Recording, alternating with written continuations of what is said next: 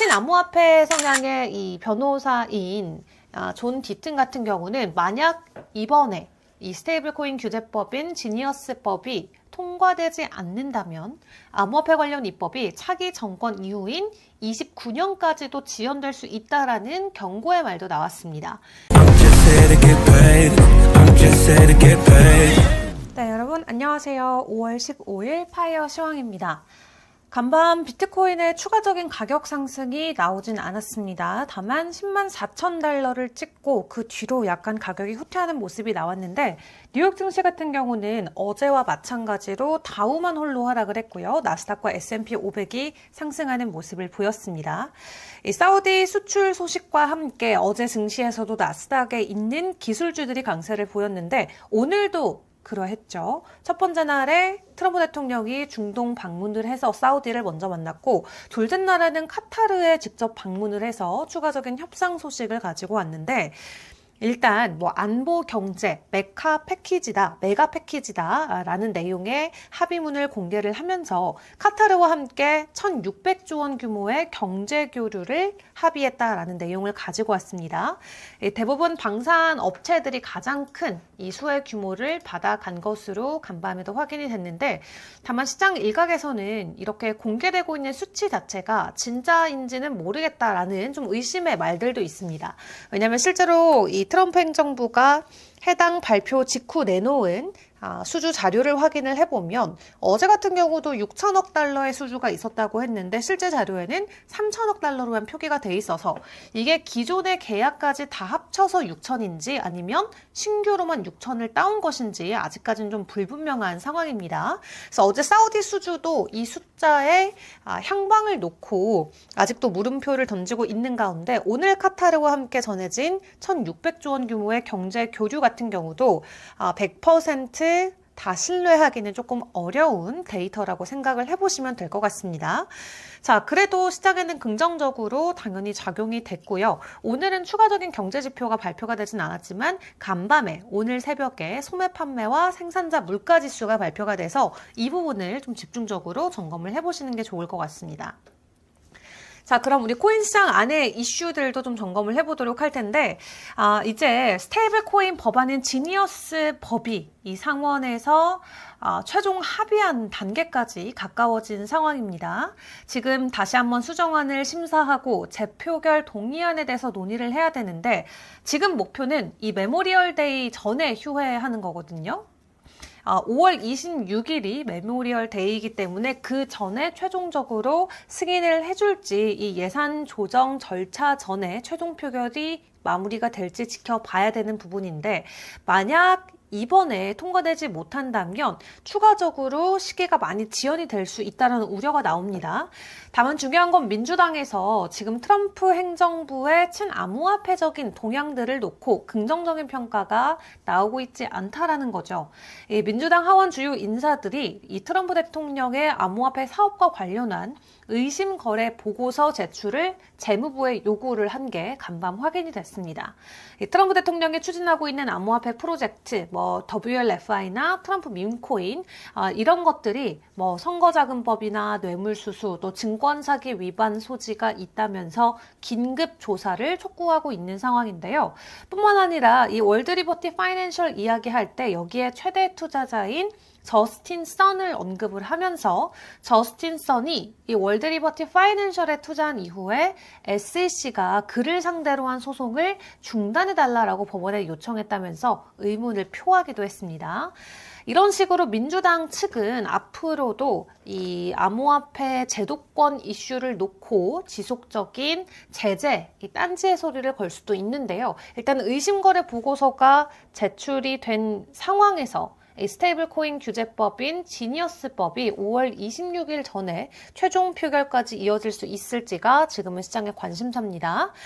친암호화폐 성향의 이 변호사인 존 디튼 같은 경우는 만약 이번에 이 스테이블 코인 규제법인 지니어스법이 통과되지 않는다면 암호화폐 관련 입법이 차기 정권 이후인 29년까지도 지연될 수 있다라는 경고의 말도 나왔습니다. 이 해당 법안이 단순히 암호화폐 규제가 아니라 달러 패권이나 유지 법안에 가깝기 때문에 모든 정치권이 초당적으로 지지를 해야 될 상황인데, 지금 트럼프 이슈 때문에 민주당이 이렇게 등을 돌리는 모습이 나오면서 이번에 승인이 안 된다면 29년까지도 미뤄질 수 있는 가능성이 나오고 있는 겁니다. 그래서 이번 달 안으로 승인이 되는 게 굉장히 중요한 여부가 될 것 같고요. 또 비트코인과 관련된 부분들도 점검을 같이 해보자면, 지금 비트코인은 사실 올해 들어서 이 개인들의 관심도가 많이 낮아진 상황입니다. 기업단에서 펀드 ETF 쪽 혹은 정부 차원에서는 비트코인을 추가적으로 매집하는 성향이 강해지고 있지만 오히려 개인들은 매도하는 모습을 보여주고 있죠. 그렇기 때문에 개인들의 관심이 낮다라는 건 아직까지도 추가적인 상승 혹은 고점에 대한 시그널을 보내지 않는다로 풀이를 해볼 수가 있습니다. 보통은 개인이 들어와야 그 사이클에서의 고점을 의미하는 거기 때문에 지금까지는 개인들이 되려 매도로 진행을 하는 걸 확인을 해볼 수가 있겠고요. 그리고 비트코인의 장기 보유자들 같은 경우는 이달 들어서 감소세가 오히려 나오면서 시장 고점에 대한 가능성도 반대로 전해지고 있습니다. 이 개인 투자자들의 관심이 저조하다라는 측면에서는 아직 고점이 멀었다라는 게 보여지고 있지만, 단기적인 관점에서는 이 롱텀 홀더들의 물량이 감소가 되면서 오히려 시장 고점이 나왔을 수도 있다. 단기적으로 104,000달러가 되겠죠. 라는 가능성도 나오고 있고요. 그리고 한 애널리스트는 이 더블탑 패턴이 비트코인에게 보여준다라고 하면서 비트코인이 약세장에 들어간 신호일 수도 있다라고 이야기를 합니다. 2017년도에도 더블탑이 나왔었고 그 이후로 쭉 가격이 하락하는 모습이 보여지시죠. 그리고 2019년 같은 경우, 그리고 2021년 모두 더블탑을 찍고 나서 가격 하락이 급격하게 나왔었는데, 지금 2025년도 더블탑과 같은 패턴이 보여진다라는 거예요. 근데 아직 오른쪽이 다 안 그려졌죠, 차트로. 그래서 지금 구간에서 이게 더블탑이 될지 아니면은 다시 딛고 올라가는 자리가 될지는 지켜봐야 될 것 같습니다. 다만 여기에서 추가적인 하락을 하지 않는 게 중요한데 10만 달러의 가격 지지가 그렇기 때문에 더 중요한 구간에 와 있습니다. 우리가 10만 4천 달러를 추가적으로 상방으로 돌파해주지 않는다면 비트코인의 가격 하락과 함께 9만 7천 달러를 다시 한번 리테스트 할 수 있는 가능성이 있다라고 하는데요. 비트코인의 추가적인 하락 그리고 단기적인 변동성에 대한 예고가 여러 가지 지표를 통해서 이렇게 포착이 되고 있는 가운데, 그럼에도 불구하고 우리가 긍정적으로 볼 수 있는 요소들과 발언들은 어떤 것들이 있었는지도 같이 좀 비교를 해보도록 하겠습니다. 일단 이 MACD 히스토그램을 확인을 해보시면 이게 양전이 됐어요. 양전으로 바뀌면서 중장기적으로는 랠리에 대한 가능성도 나오고 있거든요. 이 코인데스크의 애널리스트의 의견입니다. 비트코인이 주봉상 이 이동평균 수렴확산 지수가 양의 영역으로 전환이 됐기 때문에 이거는 언제와 유사하냐? 과거 2023년 하반기와 유사하다. 이때도 이게 양전되고 나서 가격 상승이 쭉 나왔었잖아요. 그렇기 때문에 과거와 같은 패턴으로 놓고 보았을 때 추가적인 가격 상승이 오히려 기대가 된다라는 게 이 애널리스트의 분석이고, 그리고 블록스트림의 CEO 같은 경우는 비트코인의 가격 전망을 이번 사이클에서 무려 100만 달러로 또 예측을 하고 있습니다. 이번 4년 사이클, 작년부터 시작이 됐죠. 이 4년 사이클 안으로 비트코인이 최소 50만 달러, 최대는 100만 달러까지도 상승할 수 있다는 전망을 내놨는데, 지금처럼 기관 자금이 대거 유입이 되고 있는 상황에서 비트코인이 현재 가격 수준에 머무르는 것 자체가 말이 안 되는 거다라고 이야기를 했고요. 또 몇 년 전과 비교해봤을 때도 상황이 크게 바뀌긴 했지만 비트코인이 아직까지도 저평가돼 있다라고 이야기하면서 50만 달러에서 100만 달러까지의 가격 가능성을 이야기를 하고 있습니다. 그리고 마이클 세일러 같은 경우는 비트코인이 오는 45년에 개당 1,300만 달러의 달할 수 있다라는 전망도 보여주고 있습니다. 오는 4년에서 8년 안으로 100만 달러를 비트코인이 돌파할 수 있다라고 하면서 적어도 10년 안에는 100만 달러는 확실히 된다라고 자신 있게 이야기를 하고 있습니다.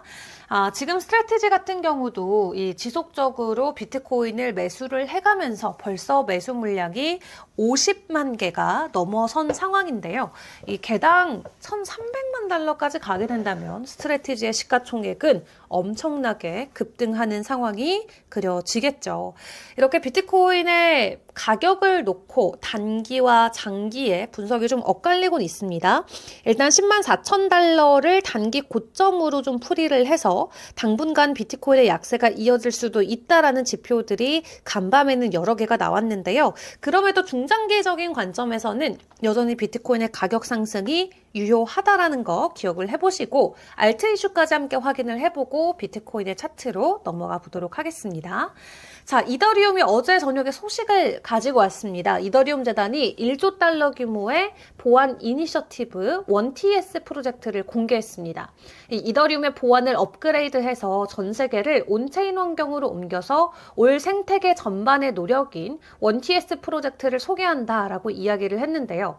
수십억 명이 개인의 각자 1,000달러 이상의 자산을 이더리움 체인에 보관하고 이를 모두 합치면 이더리움에서 안전하게 보관되는 금액은 수조 달러에 이를 수 있다라는 개념으로 생각을 해보시면 되겠고요. 기업이나 기관, 정부가 단일 컨트랙트나 어플리케이션에서 1조 달러 이상의 가치를 안전하게 보관할 수 있다고 합니다. 자, 이런 소식이 일단 전해지면서 간밤 이더리움의 추가적인 가격 상승이 또 나와주는 모습도 포착이 됐었고, 리플 같은 경우는 지금 중동 아랍에미레이트에서 여러 관계자들과 함께 미팅을 진행하고 있다고 합니다. 이 디지털 결제 인프라 그리고 금융혁신 가속화를 논의했다라는 내용이 외신을 통해서 보도가 됐고요. 리플은 이미 지난 3월에 이 두바이 금융서비스청으로부터 정식 규제 라이센스를 취득한 바도 있습니다. 이런 상황에서 리플과 이더리움은 각자만의 호재가 있긴 합니다만 비트코인의 가격 약세가 약간은 나오고 있는 만큼 현재 시각 기준으로 가격 동향은 어떻게 움직이고 있는지 파이어 차트를 통해서 확인해 보겠습니다. 네, 비트코인의 도미넌스는 어제 이어서 오늘도 61%대를 가리키고 있습니다. 전반적인 가격은 지난 1시간 동안 90% 넘는 종목들이 상승을 보여주고 있었고요. 다가오는 시간에는 한 56% 정도는 가격 하락이 나올 수 있다라는 내용도 있습니다. 그리고 RSI 지표 같은 경우는 50%의 비율로 단기적으로 롱에 대한 포지션을 보여주고 있고 파이어 시그널은 12.5%만 롱을 보여주면서 조금 더 긴 호흡에서는 이 하락에 대한 가능성이 클 것으로 보여집니다. 그리고 트렌드 라인 같은 경우는 4일 추세죠. 52% 정도가 상승에 대한 가능성을 제시를 하고 있는 상황인데요. 시장에서 뚜렷한 방향성이 과연 나와줄지 비트코인의 파이어 차트를 체크를 해보겠습니다.